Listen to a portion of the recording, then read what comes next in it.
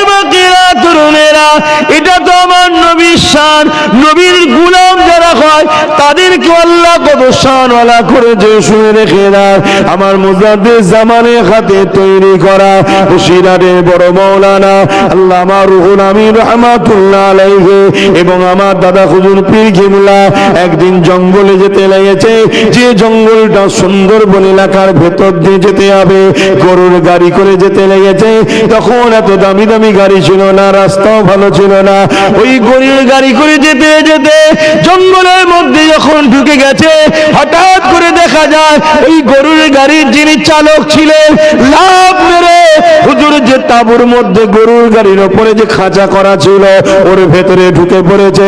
হুজুর বলতে লাগলেন, বাবা কি হয়েছে গো, এত হাঁপাচ্ছ কেন, ঘাবড়ে গেছো কেন, কি হয়েছে বাবা? ওই গরুর গাড়ির চালক বলতে লেগেছে, হুজুর বাঁচার আর কোনো উপায় নেই, আবার তোমার মুজাদ্দিদ জামান দাদা হুজুর পীর কিবলা বলতে লেগেছে, বাবা বলো কি হয়েছে, কি হয়েছে, কি হয়েছে? ওই গরুর গাড়ির চালক বলতে লেগেছে, হুজুর একটা নয় দুটো বার সামনে রাস্তা আটকে দিয়ে দাঁড়িয়ে গেছে, গরু লাফালাফিও করতে লেগেছে। দাদা হুজুর বললেন, এতে চিন্তা কিসের? দাদা হুজুর বললেন, চিন্তা কিসের বাবা, চিন্তা না, জঙ্গলের বাঘ এসেছে তো কি হয়েছে, আল্লাহ আমার কাছেও তো একটা বাঘ রেখেছে, ওই বাঘটার নাম হলো আবু বকরের বাঘ রুহুল আমিন। এ বাবা রুহুল আমিন, পর্দাখানা সরিয়ে একবার চেহারাটা দেখিয়ে দাও, যে আবু বকরের বাঘ রয়েছে, একবার দেখিয়ে দাও, দেখিয়ে দাও। আমার তো মনে হয় যেন বাঘ দুটো সত্যি দেখা করতেই এসেছিল। যখন পর্দাখানা সরিয়েছে, মুখটা রুহুল আমিন সাহেব বার করেছে, আর কিতাবের মধ্যে পাওয়া যায় বাঘ দুটো লেজ লাড়াতে লাড়াতে জঙ্গলের মধ্যে চলে গিয়ে রাস্তা ছেড়ে দেয়। আরো জোরে বলুন সুবহান আল্লাহ জিন্দাবাদ জিন্দাবাদ। আবু জেহেল রয়েছে, সাথে আরো অনেক মানুষ রয়েছে। আবু বকর সিদ্দিক হুজুরের ঘরের দিকে রওনা দিয়েছে। এদিকে সিদ্দিক আকবর আমার নবী পাকের দিকে আসার জন্য আসতে লেগেছে। রাস্তায় যখন দেখা হয়ে যায়, আবু জেহেল আবু বকর সিদ্দিককে দাঁড় করায়, দাঁড় করিয়ে বলতে লেগেছে, এ আবু বকর, তুমি বড় শিক্ষিত মানুষ, তুমি বড় ইনসাফ পরায়ণ মানুষ, তুমি ন্যায়বাদী মানুষ। এ আবু বকর, তোমার কাছে আমি আজকে একটা কথা বলবো।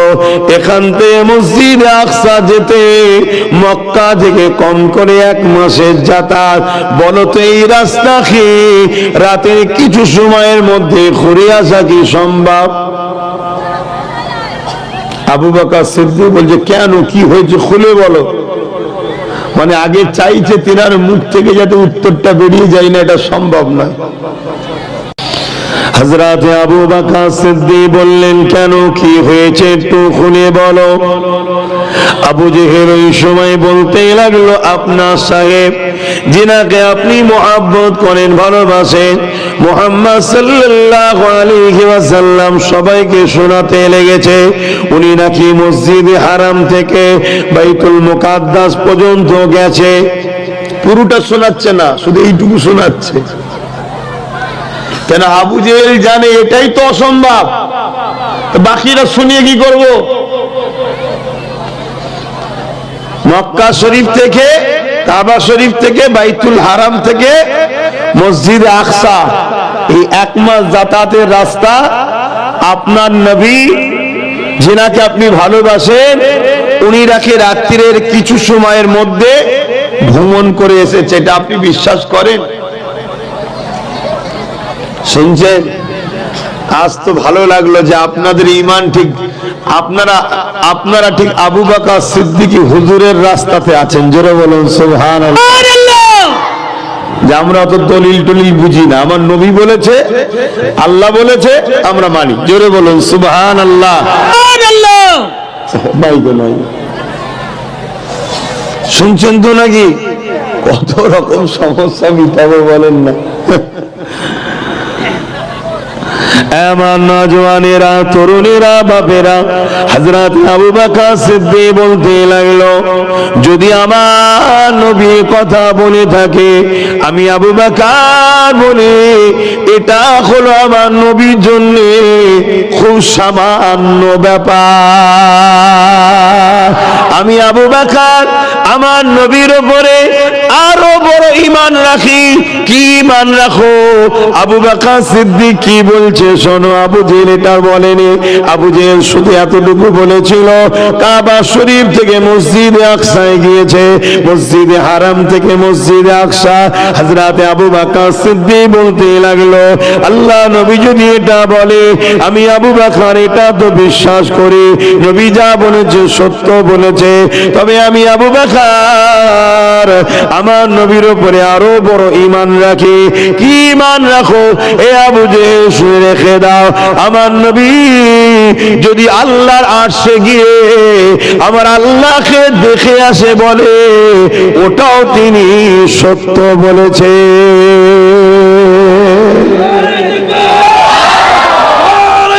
আল্লাহ, ওটা কি আবু জেহেল শুনিয়েছিল? সিদ্দিক আকবর যখন মূল কথাটাই বলে দিচ্ছে। হায় হায় হায়। তা ঈমান এখানে থাকে। প্রশ্ন এ করে, এ কোনো প্রশ্ন করে না।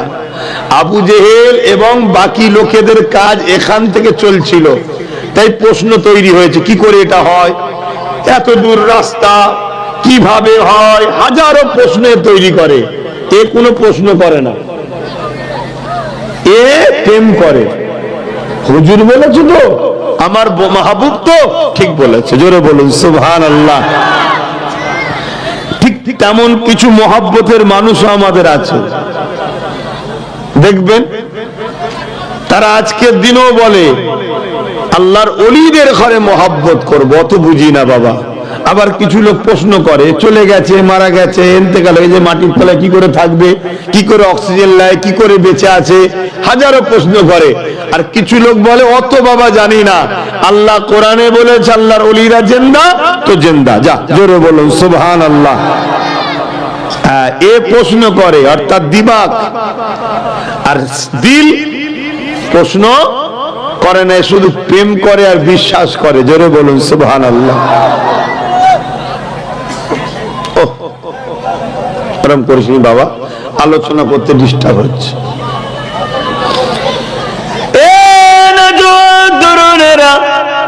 আমার আব্বা জানেরা, আল্লাহ নবী দরবারে আবু বকর সিদ্দিক চলে আসলেন। আল্লাহ নবী আবু বকর সিদ্দিককে দেখে খুশি হয়ে গেল। কেন আমার কথা তো কেউ বিশ্বাস করতে চাইছে না, আমার প্রেমিক এসেছে, আবু বকর ঠিক বিশ্বাস করে নেবে। তাই নবী পাক আবু বকরকে ডেকে কাছে বসালেন। ও বাবা আবু বকর, কেউ আমার কথা বিশ্বাস করছে না, আপনি কি বিশ্বাস করবেন?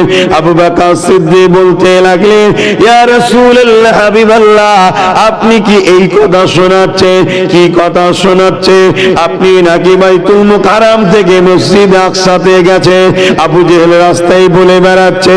আল্লাহ নবী বললেন, তুমি কি উত্তর দিয়েছো? আমি উত্তর দিয়েছি, আল্লাহ নবী যদি বলে আল্লাহ পাকে আশা জিমে গিয়ে আল্লাহ দেখে এসেছি, আমি আবু বকর ওটাও বিশ্বাস করে নেব। আল্লাহ নবী খুশি হয়ে গেলে নবী আমার বলতে লাগলেন, আবু বকর ঠিক বলেছো, ঠিক বলেছো, তুমি সিদ্দিক, তুমি সত্যবাদী। এই কথা যখনই হয়ে যায় আমার আল্লাহ আওয়াজ দিয়ে দেন, এ আমার হাবিব, আজ আবু বকর আপনাকে বিশ্বাস করেছে, আজকে আমি আল্লাহ আবু বকরের লকাব দিয়ে দিলাম সিদ্দিক। আবু বকর হলো সত্যবাদী। আল্লাহ, সেই আবু বকর সিদ্দিক হুজুরের খুন আমাদের শরীরে আছে, আলহামদুলিল্লাহ। আমরা নবীর বংশের সন্তান, নবীর বংশের, আর খুন হলো সিদ্দিক আকবরের। কেন? আমার নবী পাক সাল্লাল্লাহু আলাইহি ওয়াসাল্লামের 3টে পুত্র সন্তান ছিল, 4টে কন্যা সন্তান। মনে থাকবে সবার? আমার নবীর পুত্র সন্তান কটা? তিনটে, আর কন্যা সন্তান চারটে।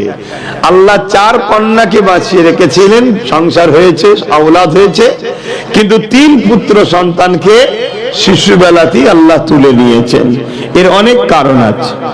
প্রথম কারণ উলামা হযরতরা বলছেন যে আমার নবী হলেন শেষ নবী, ওয়ালাকির রাসূলুল্লাহ ওয়া খাতামান নবী, আমার নবীর পর আর কোন নবী হবে না, কিন্তু মোহাম্মদ রসুলের আওলাদ হবে আর নবী হবে না, এটা যেন একটা কেমন মানাচ্ছে না, ঠিক না বেঠিক? কারণ ইব্রাহিম নবীর আওলাদ নবী হয়েছে, কথা বুঝে আসছে, অন্য নবীদের আওলাদ নবী হয়েছে। আর যার বেটা বাপ আলেম, বেটাও আলেম হয়, সমাজ কি বলে? ওহ, বাপটা কত উপযুক্ত, দেখুন ছেলেটাকেও আলেম বানিয়েছে, ঠিক না? তা বাপ যদি নবী হয়, ছেলে যদি নবী হয়, তাহলে সেই নবীর গুরুত্ব একটু বেশি শুনতে লাগবে, ঠিক না বেটি? আমার নবী থাকবে, নবীর আওলাদ হবে, অথচ নবী শেষ নবী, তাহলে এই আওলাদ থাকলে তো নবী করতে হবে। তাই আল্লাহ পাক আমার নবী আওলাদদেরকে তিনি উঠিয়ে নিয়েছিলেন, তিনারা এখন জান্নাতে রয়েছে। জোরে বলুন সুবহানাল্লাহ। যা বিষয় আলোচনা নয়, আল্লাহ নবী নবী দয়া নবী কিভাবে মেরাজে গিয়েছিলেন, হযরত আবু বকর সিদ্দিক সাহাবাদেরকে শোনাতে লাগলেন। তার থেকে সংক্ষেপে আপনাকে দুটি কথা শোনাতে লাগে। এ যুবকেরা, তরুণেরা, বাপেরা, হযরত জিবরাইল আলাইহিস সালামকে আমার আল্লাহ পাক পাঠিয়ে দিলেন, ও হযরত জিবরাইল চলে যাও, জান্নাত থেকে বুরাক নিয়ে আমার হাবিবকে যে উঠিয়ে নিয়ে আসো, আমার হাবিবকে যে দাওয়াত দাও, আমার হাবিবকে সাথে করে নিয়ে আসো। আজকে দিনেতে আমি আল্লাহ আমার হাবিবকে দিদার দেব।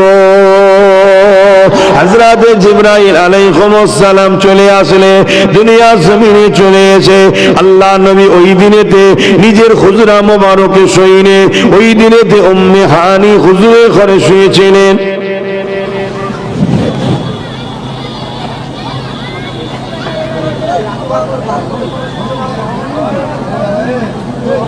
আস্তে আস্তে আস্তে, তুমি ওইটুকু ছেলে অত বদমাইশ হয়েছে কেন?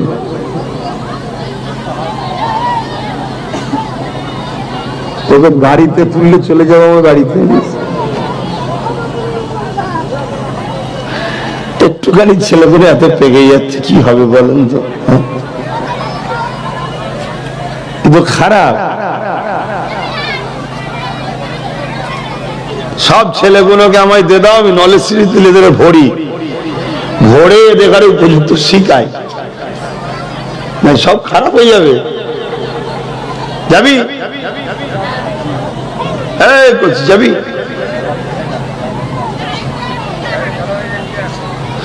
বাবেরা, নওজোয়ান, তরুণেরা, এ নবী পাকে প্রেমিকেরা, আল্লাহ নবী নবী দয়া নবী রাহমাতাল লিল আলামিন বলতে লাগলেন, হযরত জিবরাইল আসতে লেগেছে, বুরাককে সাথে করে নিয়ে চলে এসেছে, কিন্তু আমার নবী পাক ওদিন নিজের খুজরা মোবারকে শুইনে, আমার নবী পাক ওই দিন উম্মে হানি খুজরে ঘরে শুয়েছে। কেন ওই দিন নিজের খুজরাতে শুইনে? এর রহস্য কারণ রয়েছে, ওই কারণটা একটু আপনারা শুনে রেখে দেন। যুবকেরা, আল্লাহ নবীকে ঘরের বাইরে থেকে ডাকা হলো নিষেধ, এটা বিয়াদবি হবে, এটা নিষেধ আছে। আমার নবী পাককে ঘরের বাইরে থেকে ডাকা যায় না। আমরা ঘরের মধ্যে থাকলে সবাই হাত দিয়ে ডাকে, অমুক বাড়িতে আছো, বাইরে আসো, ডাকে না? ডাকে না? কিন্তু আমার নবীর মেয়েরা সম্বন্ধে জানা দরকার আছে না নাই? হ্যাঁ, একটু আলোচনা করছি, অসুবিধা হচ্ছে তো? বাইরে থেকে আমার নবীকে ডাকা ইসলামে নিষেধ, আমার আল্লাহর হুকুম, খবরদার আমার হাবিবকে তোমরা ডাকবে না বাইরে থেকে। আর আমার নবীর ঘরে বিনা হুকুমেতে ঢোকাটাও নিষেধ। তাহলে জিবরাইল ওই দিন যদি আমার নবী ঘুমাতেন, ডাকতেও পারতেন না আর ঢুকতো।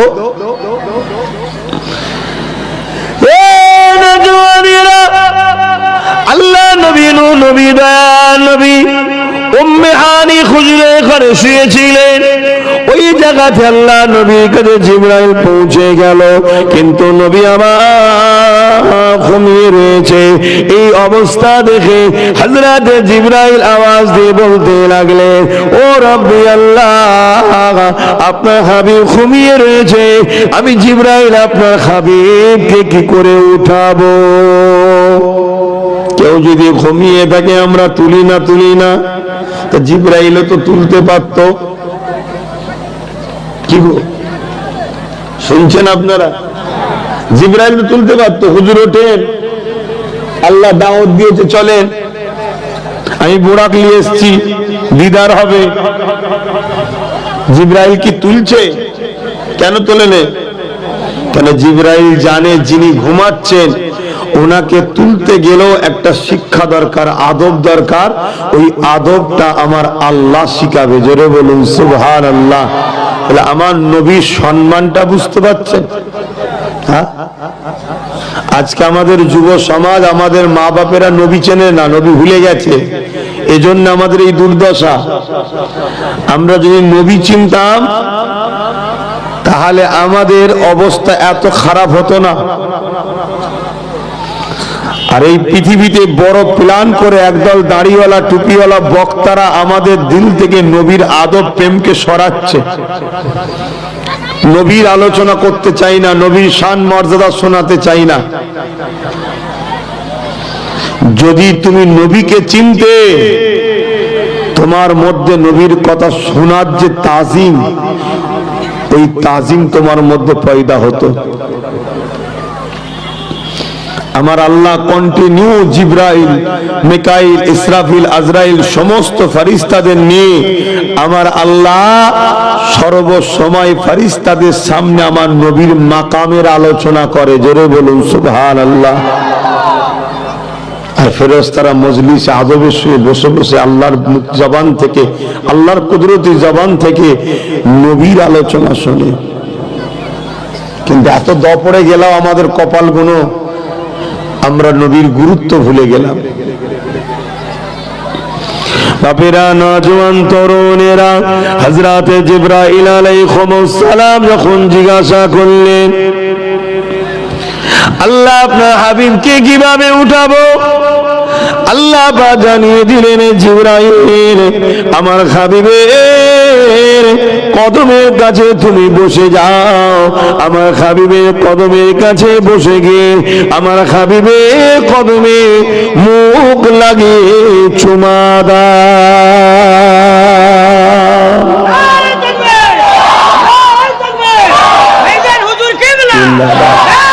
আল্লাহ, তাহলে আমার নবীর সম্মান বুঝতে পারছো যুবকরা?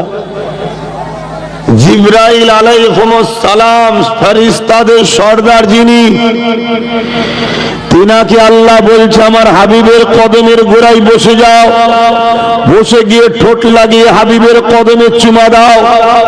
এ মুসলিম ঘরের ছেলেরা, যেখানে আমার নবীর কথা আলোচনা হবে ওই জায়গাকে তুমি যদি অপমান করো, ওই জায়গাকে তুমি যদি বেইজ্জতি করো, ওই মাহফিলে যদি তুমি বিরোধী করো, তোমার বিবেককে প্রশ্ন করো, তোমার ঈমান থাকবে মনে হয়? কি বলছি শুনছেন? আজকে চতুর্দিকে শুনছি মুসলমান মার খাচ্ছে। আমার তো মাঝে মাঝে মনে হয় মুসলিম সূরাতে বেঈমান মার খাই না তো? কি বলছি শুনছেন? মুসলিম সূরাতে বেঈমান মার খাচ্ছে না তো? কেন? যাদের দিলে নবীর প্রেম নেই সে ঈমানদার না, সে বেঈমান। যাদের দিলে নবীর আদব নেই সে ঈমানদার না, সে বেঈমান।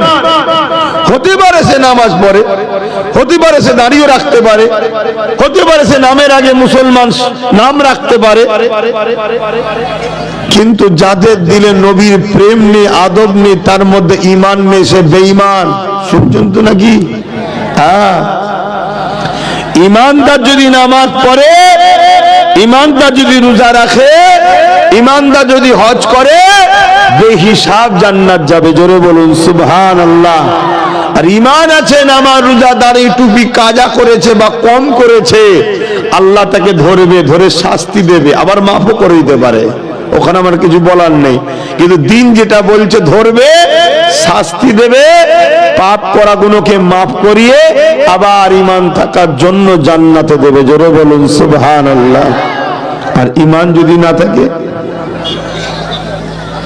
শুনছেন তো নাকি? আমরা অনেকে মনে করি নামাজ, রোজা, দাড়ি, টুপি এগুলো মনে হয় ঈমান। না, এগুলো ঈমান নয়, এগুলো ঈমান নয়, এগুলো ঈমানের ভেতরে। পাত্র বোঝেন, পাত্র, পাত্রের ভেতরের জিনিস, পাত্রটা হলো কি? ঈমান। ওই পাত্রটা কি? মুহাম্মদুর রাসূল, তিনার প্রেম ও আদব, তিনার প্রেম ও আদব। জোরে বলুন সুবহানাল্লাহ। বাপের একটা বিষয় বুঝাতে চাইছি। আল্লাহ নবী নূহ নবী নবী উঠে বললেন, হযরত জিবরাইল আলাইহিস সালাম সালাম দিলেন। আল্লাহ নবী সালামের জবাবটা দিয়ে দিলেন। হযরত জিবরাইল বলতে লাগলেন, ইয়া রাসূলুল্লাহ, হাবিবাল্লাহ, হুজুর রেডি হন, যেতে হবে। কোথায় জিবরাইল? ধন্য ইয়া রাসূলুল্লাহ, মুবারকবাদ আপনাকে, আল্লাহ আপনাকে দাওয়াত দিয়েছে দিদারে। আল্লাহ নবী বড় খুশি হয়ে গেলেন। নবী আমার রেডি হতে গেলেন। নবী আমার রেডি হয়ে গিয়ে যখনই বোরাকে উঠতে লেগেছে, বোরাক হলো আল্লাহ পাকের সৃষ্টি একটা জীব, গাধার থেকে একটু ছোট, খচ্চরের থেকে একটু বড়, দুটো ডানা রয়েছে, যেখানে চোখে রশ্মি পায় এক কদমে সেখানে যায়। যেমন আমাদের চোখে রশ্মি এখান থেকে আসমানে চলে যাচ্ছে, জানি না বোরাকের রশ্মি এখান থেকে তো আসমান ভেদ করে যেতে পারে। যতটা দূরে রশ্মি যায়, একটা কদম অত দূর গিয়ে পড়ে। আল্লাহু আকবার, আল্লাহু আকবার। এই যে বিজলি বলে না, বিজলি, ওই বুরাক থেকে নাম এসেছে বিজলির। বিজলি কেন বলে? ফারাক্কায় যদি মেন তোলে, 1 সেকেন্ডের মধ্যে এখানে আলো জ্বলবে। কে তৈরি করেছে এটা? এই ফারাক্কায় কারেন্ট এগুলো তৈরি করেছে কে? মানুষ। মানুষের মাঝে বুদ্ধি কে দিয়েছে? আল্লাহ। তো মানুষের তৈরি ফারাক্কায় যদি মেন তোলে, 1 সেকেন্ডের মধ্যে এখানে আলো জ্বলবে। অর্থাৎ বিজলির এত স্পিড, তো বোরাককে ফলো করে বিজলি নাম দিয়েছে। তাহলে বোরাক তো আল্লাহ তৈরি, মানুষের তৈরি যদি এই হয়, তাহলে আল্লাহ তৈরির স্পিড কত! জোরে বলুন সুবহানাল্লাহ। কথা শুনছেন তো নাকি? দুনিয়ার সাথে একটু বুঝাতে হবে, কেন আম মানুষ। জানি আপনারা সব মানেন, আল্লাহ ও রসুল যা বলেছে সব মানি, ঠিক না বেটি? হয়তো পালন করে উঠতে পারিনি হালকা বয়স বা বদমাইশি খেয়ালে, কিন্তু দিল থেকে বিশ্বাস করি সব হক, ঠিক না বেটি? এটা হলো ঈমান। এবার তার উপরে জীবন গড়লে আমল। দুটো জিনিস লাগে বেহিসাব জান্নাত যেতে গেলে। কিন্তু একদিন না একদিন জান্নাত পাবে তারা যারা বিশ্বাস করেছে, হয়তো পালন করতে পারে না, কিন্তু তারা পরেও তারা মারধর খেয়ে হলেও জান্নাতে যাবে। জোরে বলুন সুবহানাল্লাহ। বাবেরা, নওজওয়ানেরা, এ নবী পাকের প্রেমিকেরা, ওই বুরাকের পিঠে যখন আমার নবী পাক উঠতে যাবে, কি ওয়াজ করব? কখন সামনে দিয়ে যাচ্ছে, কে বেলুন কুড়োতে এসছে, ওয়াজ করার মহল নয় তো এটা। আর এরাও জলসা করছে ফাঁকা মাঠে, লেগে দিয়েছে। কোন জিনিসের সিস্টেম আছে? তারপরে আমার বাবাজি আবার কি বিক্রি করছে, কি আছে? লজেন, ঝালনা, মিষ্টি, লজেন বিক্রি করছে। এটা কি ওয়াজ করার সময় জায়গা হয়েছে বলুন? ঠিক আছে, আপনি করুন, আপনি পেটের জ্বালা আছে করুন, গরিব মানুষ কোথায় যাবে? সরকার তো গরিবদের কাজ দেখছে না। আমি যদি গরিবদের তাড়ি দিতে যাবে কোথায়? তাহলে করেন, অসুবিধা নেই, কিন্তু সামনে দিয়ে যাবেন না। এখানে সব জিনিসের আদব আছে। সবচেয়ে বড় কথা, ওই জায়গায় হুজুরের আলোচনা করাটাও উচিত নয় যে জায়গায় লোক হুজুরের কথা গুরুত্ব দিয়ে শোনে না। ওই জায়গায় আলোচনা করলে আমারও সন্দেহ হয়, আমার উপরেও না হুজুর নারাজ হয়ে যায়। এটা আমার বাপের কথা শোনাচ্ছি নি, আমার দাদুর কথা শোনাচ্ছি নি, যার কথা আল্লাহ নিজে আলোচনা করে তিনার কথা বলছি। এর একটা সম্মান আছে। চারিদিকে দেখুন একটা আওয়াজ হচ্ছে, কথাবার্তা হচ্ছে, কি আলোচনা হবে? আর আমারও জ্বালা, এসে গেছি এভাবে আওয়াজ হয়। কমিটির ছেলেগুলোর একটা ঠিকভাবে সিস্টেম করতে হয়।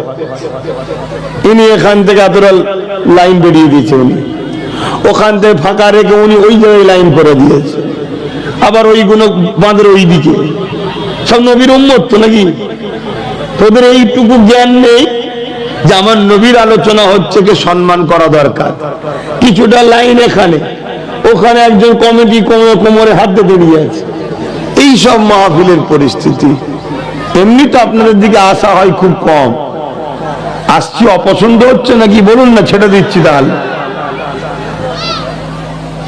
কিন্তু যে জায়গার সিস্টেম আছে, ওইখানে দেখুন ওই লাইনটা বসে, এই সেবাটা বন্ধ চলে যাচ্ছে, যে কাতারতে বসে আছে এক গাধাতে বসে বসে মানে বিড়ি খেচ্ছে। আবার দেখো, হয় দেখো ও জানোয়ার কেন আসে কি জানি, কথা বুঝছেন না? বোঝেন না কি হবে? ও কি আমাদের ধর্মের নয় নাকি? হ্যাঁ, অমুসলিম না, অনেক জায়গায় অমুসলিম দেখতে আছে। সেরম যদি হয়, অমুসলিম যদি হয়, তুই ভাই কিছু মনে করিস নি তাহলে। কিন্তু আমাদের এখানে এরকম করতে নাই। অমুসলিম হলে তাকে তোমার কিছু বলার নেই না, সে তার ধর্মের বিড়ি খাওয়া জায়েজ না হারাম আমি তো জানি না ফতোয়া, কিন্তু আমার ধর্মে নিষেধ আছে। তা যদি অমুসলিম হয় তার জন্য আমি কথা উইড্রো করে নিলাম। কিন্তু তাকেও বলবো বিড়ি খেও না, লাংসের ক্ষতি হবে, ফুসফুসের ক্ষতি হবে, ঠিক তো নাকি? কিন্তু কড়া ভাষাটাকে ফিরিয়ে নিলাম। আর নিজের কমের হলে ওকে জুতো পিটা করা দরকার, ঠিক না বেটি? শয়তান কি হবে? বাপেরা, নওজওয়ানেরা, তরুণেরা, আল্লাহ নবী নূহ নবী, দয়া নবী যখন বোরাকের পিঠে উঠতে লেগেছে, ওই সময় বোরাক মাথা লাড়া দিতে লেগেছে, আমার রাসূলুল্লাহকে পিঠে তুলতে চাইছে না। ওই সময় জিবরাইল বলতে লাগলো, এ বোরাক তুমি কি জানো না তোমার পিঠে কে উঠতে লেগেছে? এ বোরাক তুমি কেন মাথা লাড়া দিচ্ছ, কেন না বলতেছ? বোরাক বলতে লেগেছে, আমি জানি কে আমার পিঠের উপরে উঠছে।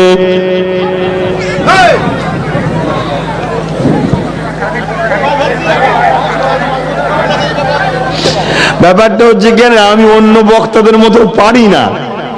আমি অনেক জায়গায় দেখেছি অন্য বক্তা কি করে, ও কি কি করছে দেখার দরকার নাই, চালিয়ে দিল, চালিয়ে দিয়ে বাবা চলে গেল। এজন্য কমিটিকে সেইভাবে ব্যবস্থা করতে হয়, সেভাবে ঘিরে ঘুরে ব্যবস্থা করতে হয়। আল্লাহ নবী সময় বোরাককে হযরত জিবরাইল আলাইহিস সালাম জিজ্ঞাসা করতে লাগলো, কেন তুমি আমার রাসূলুল্লাহকে পিঠে উঠাতে চাইছো না? ওই সময় বোরাক বলতে লাগলো, এ জিবরাইল আমি জানি কে আমার পিঠে উঠতে লেগেছে। তবে বোরাক বলতে লেগেছে, জিবরাইল শোনো, আল্লাহ পাক জান্নাতে যখন আমরা ছিলাম আমাদেরকে জানিয়েছিল আখিরি নবী নূর নবী আমাদের পিঠে উঠে আল্লাহ দিদারে আসবে। সেই দিন থেকে আমি বোরাক আল্লাহ পাকের কাছে কেঁদেছিলাম, আল্লাহ যেন আমার পিঠে নিয়ে আসে। সমস্ত বোরাকেরাই কেঁদেছিলাম। ও হযরতে জিবরাইল, আজ যখন আল্লাহ আমার নসিবে এই সৌভাগ্যটা দিয়েছে, আমি কেন বুঝবো না, কেন চিনবো না? কিন্তু আল্লাহ নবীকে এই সময় বোরাক বলতে লাগলো, ইয়া রাসূলুল্লাহ হাবিবাল্লাহ বেয়াদবি নেবেন না হুজুর, আমার একটা মনের মধ্যে বড় আরজু রয়েছে, বড় তামান্না রয়েছে। কি আরজু, কি তামান্না বলো দেখে। ওই সময় বুরাক বলতে লেগেছে, ইয়া রাসূলুল্লাহ হাবিবাল্লাহ, আমি চাই আপনি আমার পিঠ ছাড়া অন্য কারো পিঠে উঠবেন না। আপনি আমার পিঠে উঠে জান্নাতীরা যখন জান্নাতে ভ্রমণ করবে, জান্নাতীদের জন্য বুরাক আল্লাহ তৈরি করেছে, ওই সময় আপনি আমার পিঠে উঠে জান্নাতে ভ্রমণ করবেন। ইয়া রাসূলুল্লাহ হাবিবাল্লাহ, অন্য কারো পিঠে আপনি উঠবেন না। আমি বুরাক এটাই আপনার কাছে আশা রাখি। যখন কেউ খুশিতে থাকে, কোন জায়গায় যাবার, ভালোবাসার কাছে যাবার, ওই সময় ড্রাইভার যদি বলে বাবু কি কিছু ভাষা দিয়ে 100 টাকা বেশি দিতে হবে, এখন আমি খুশিতে যাচ্ছি ভালোবাসার কাছে, 100 টাকা 200 টাকা দেখবে, কি বল, আরে বাবু চ তাড়াতাড়ি যা বলবি তাই দেবো, খুনি চ। তো বুরাকও দেখছেই একটা সময় আমার নবী আল্লাহ দিদারের খুশিতে যাচ্ছে, এই সময়ে আমি হুজুরের কাছে যা আবদার করব হুজুর তাই দেবে।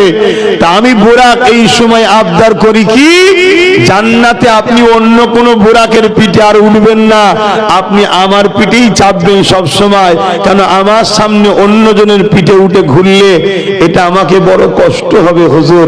হাই রে মানুষ, মানুষ কত নিকৃষ্ট হয়ে গেলাম আমরা। বুরাক একটা জন্তু হয়ে নবীকে চেনে, নবীকে প্রেম করে, আর আমরা মানুষ হয়ে নবী চিনতে পারলাম না। আমরা মানুষ এত বিহায়া, এত নিকৃষ্ট হয়ে গেলাম, আমার নবী চিনতে পারলাম না, নবীকে ভালোবাসতে পারলাম না। হ্যাঁ, এই জায়গায় আর একটা কথা বলে দিই শোনেন। একদিন এক সাহাবী আমার নবী পাকের দরবারে আসলেন, আল্লাহ নবীকে সালাম দিয়ে বলতে লাগলেন, ইয়া রাসূলুল্লাহ হাবিবাল্লাহ, আমার একটা উট রয়েছে, ওই উটটা পাগল হয়ে গেছে। উট যদি পাগল হয়, আপনাদের বাড়িতে সব পশু আছে না, গরু ছাগল থাকে তো, লালন পালন করেন তো, ভালো জিনিস করবেন। জীব জন্তু পশু পাখি পোষা ভালো। বালা মুসিবত যদি কখনো ঘরে আসে, মানুষের উপরে না গিয়ে জানের বদলে জান, একটা জানের উপর দিকে চলে যাবে।